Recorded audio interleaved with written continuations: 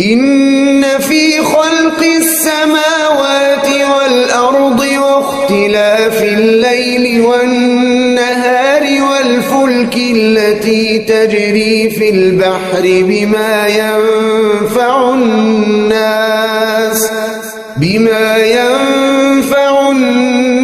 وما أنزل الله من السماء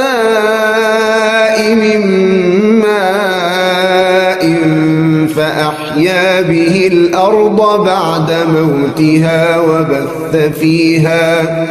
وبث فيها من كل دابة وتصريف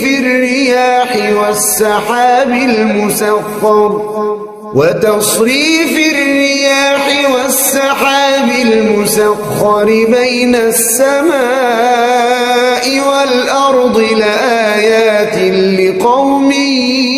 يعقلون.